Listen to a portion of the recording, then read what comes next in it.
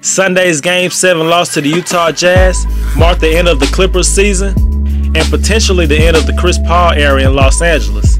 The point guard has an early termination clause in his contract that will allow him to become an unrestricted free agent this summer. Even though there are reports that he is expected to re-sign with Los Angeles, a lot of things can change from now to free agency. Chris Paul is widely recognized as one of the best point guards in the league and has been the best for most of his career. He has spent 6 seasons with the Clippers, and he fell in love with the city right away after he was traded. 2 seasons ago, he said he wanted to retire a Clipper. Plus, he already has his eye on the future, preparing for a business career after his playing days are over. But that can still be done even if he played for another team to end his career. One would think, if the right situation come along, would Chris Paul actually leave the Clippers for a better chance to win a title?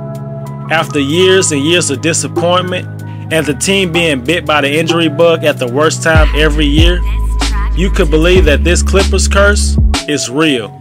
With all the talent the Clippers have had on their team ever since Chris Paul was acquired in 2011, you would think the Clippers could have caught a break with a little luck and get past the second round and possibly make it to the finals. They are the only team in NBA history to blow a playoff series lead in 5 straight years. In 2013, they blew a 2-0 series lead against the Grizzlies. In 2014, during the Donald Sterling situation, the Clippers blew a 1-0 lead against OKC. In 2015, and definitely the most devastating of all, the Clippers blew a 3-1 series lead against the Houston Rockets while CP3 was dealing with a hamstring injury. And also in 2016, they blew a 2-0 series lead against the Blazers when CP3 and Blake Griffin got injured during the series. And last week, they blew a 2-1 series lead against the Utah Jazz to make it 5 years in a row. How much bad luck does a player have to go through for him to realize that it's just not meant to happen with this current team? There are a couple destinations that I think he should consider for a better chance to win a title. First up, the Chicago Bulls. The Bulls had a rough up and down season filled with dysfunction and inconsistent rotations, especially at the point guard spot. Rondo's contract next year is not guaranteed, so the Bulls could have around $38 million in cap space, which will be enough to offer Chris Paul a max contract offer. Putting a high-level do-it-all point guard around Dwayne Wade and Jimmy Butler could do wonders. Wade and Butler can get a lot of easy buckets playing with Chris Paul. Now, Rondo played great the first 2 games of the playoff series against the Celtics before he got hurt. Rondo can ball with the best of them when he wants to, but that's just the problem. You never know when he wants to bring his A game. You don't have to worry about that with Chris Paul.